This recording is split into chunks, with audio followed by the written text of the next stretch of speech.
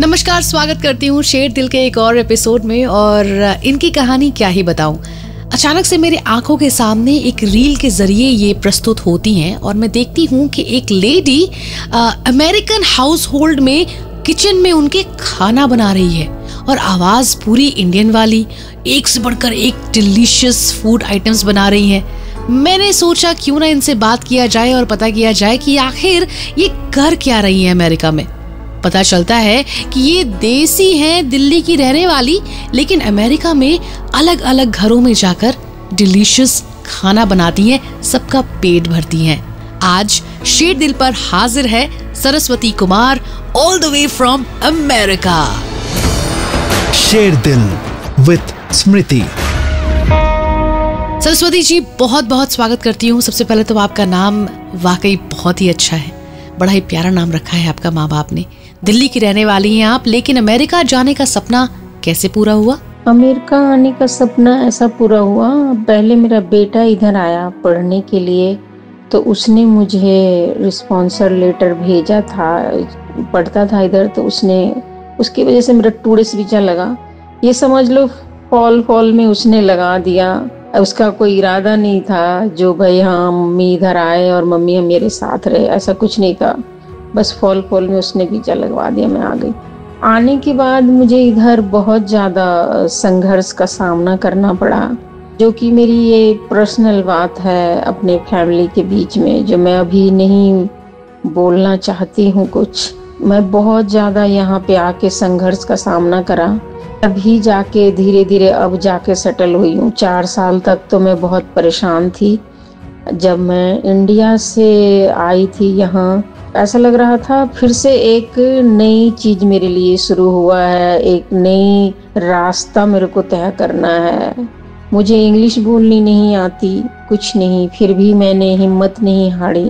लोगों के घरों में पहले मैंने लिविंग रही 4 साल तक, और जब लिविंग किसी के घरों में रहो तो आप समझ सकते हो कितना मुश्किल होता है उसका सामना करना।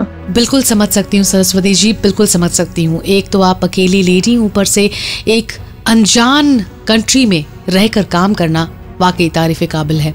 वैसे सरस्वती जी, वहाँ के लोगों का बर्ताव कैसा है, जरा इसके बारे में हमें बताइए। सच पूछो तो जो इंडिया में भी मैं लोगों के घर घर जाके मैं पार्लर का काम करती थी, डोर टू डोर। तो पार्लर का काम जैसे लोगों के घरों में करती थी ना, तो 100 में से जो 10% होते थे वो काफ़ी अच्छे होते थे मेरे कस्टमर, मतलब नीचा नहीं दिखाते थे। मैं कम से कम 25-26 साल तक काम किया पार्लर का दिल्ली में, लोगों के घर घर जाके, और 90% तो वैसे ही दिखाते थे जो भाई हाँ मैं अमीर हूँ, तू गरीब है तो तेरा गलती है। तो वो महसूस तो जरूर कराते थे, मुंह से नहीं भी कुछ बोलो तो।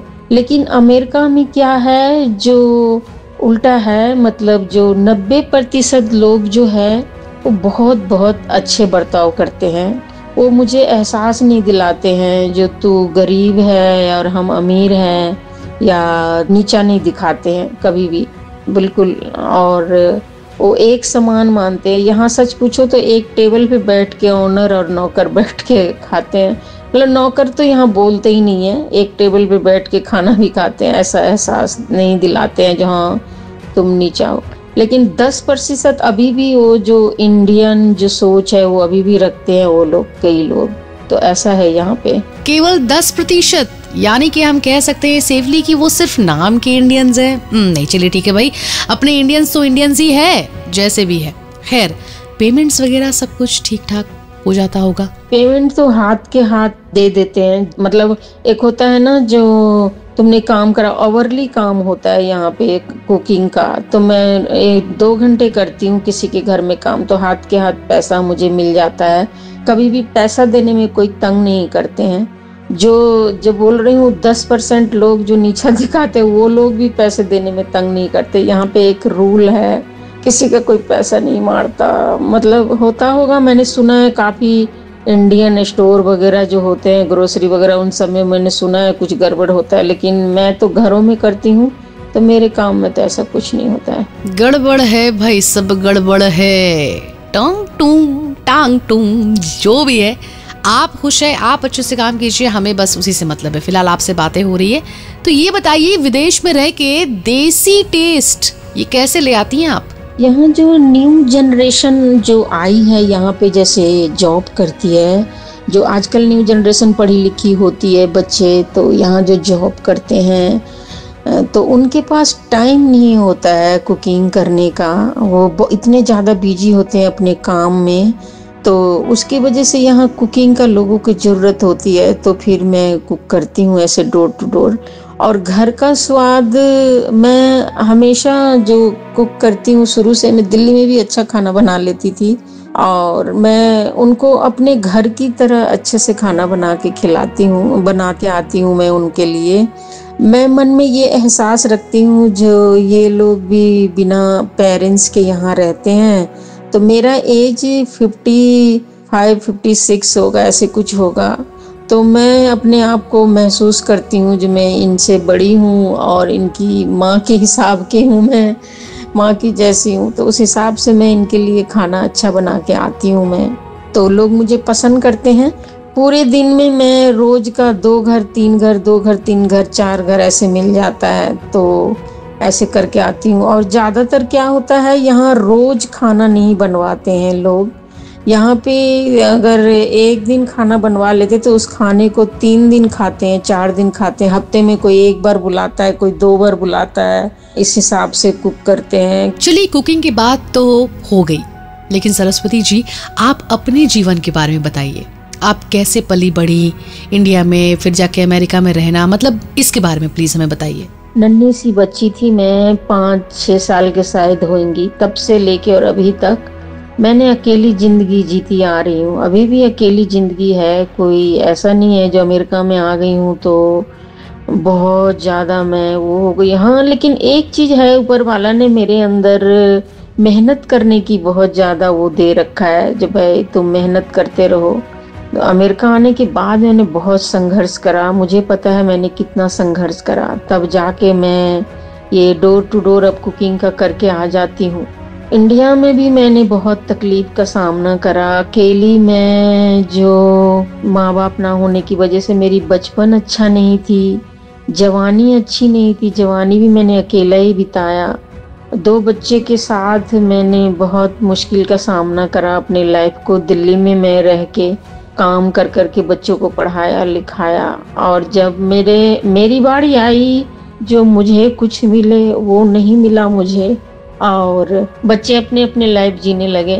तो कोई बात नहीं, जो नसीब में लिखा होता है। मैं हमेशा ये सोचती हूँ मन में, जो शायद ऊपर वाला जो लिख रखा है वो हमें मिलेगा, ये सोच के मैं आगे बढ़ती रहती हूँ। जो भी तकलीफ का सामना होता है उसका फेस करती रहती हूँ मैं, हिम्मत नहीं हारती हूँ मैं।